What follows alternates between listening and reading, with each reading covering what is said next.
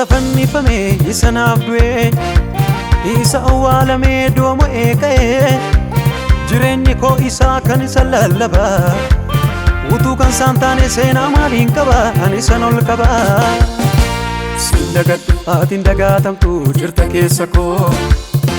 sin dagadhu aatiin dagaatamtu jirta keessa koo karaa dhugaa buddeen jireenyaa humna fayyina koo ati jalqaba koo ati xumura koo ati geggeessaa koo dhugaadha biiftuu fayyina koo ati jalqaba koo ati xumura koo ati geggeessaa koo dhugaadha humna fayyina koo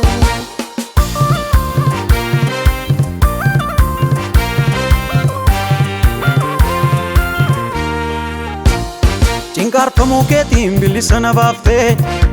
warra na hadheessana narraa dachaaftee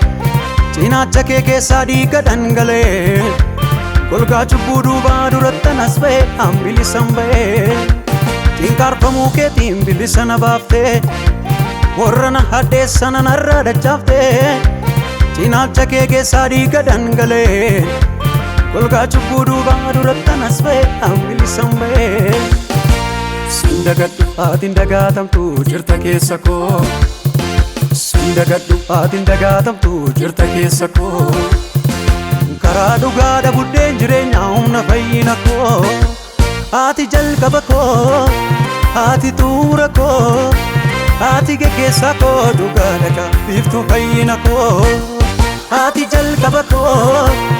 ati xumura koo ati geggeessaa koo dhugaadha humna fayyina koo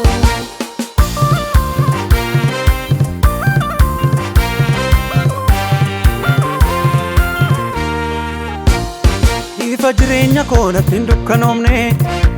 naamummaa sahaara raawwate moofamne fuuramuuf dhiifamuu cubbuu argadheera humna du'aa jalaa birmaduu ba'eera anoo siin fayyeera ifa jireenya koo natti hin dukkanoomne naamummaa sahaara raawwate moofamne fuuramuuf dhiifamuu cubbuu argadheera humna du'aa jalaa birmaduu ba'eera anoo siin fayyeera sin dagadhu aatiin dagaatamtu jirta keessa koo sin dagadhu aatiin dagaatamtu jirta keessa koo karaa dhugaa buddeen jireenyaa humna fayyina koo ati jalqaba koo ati xumura koo ati geggeessaa koo dhugaadha biiftuu fayyina koo ati jalqaba koo ati xumura koo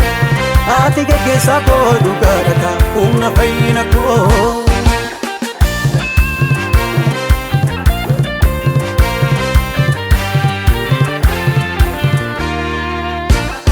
duukee arganii baay'ee gammadanii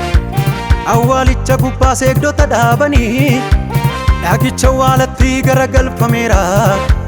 yesuus achin jiru du'a mo'ateera jireenya argameera duukee arganii baay'ee gammadanii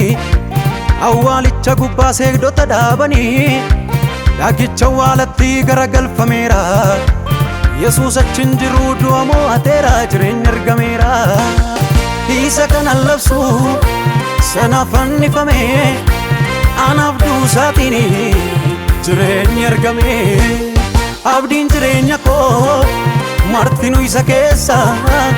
isa na jaallate kanaaf waaqessa isa kanan labsu sana fannifame anaaf duusaatiin jireenyi argame abdiin jireenya koo martinuu isa keessa isa na jaallate kanaaf waaqessa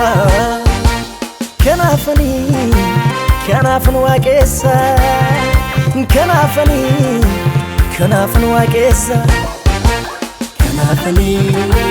kanaafan waaqessa kanaafan waaqessa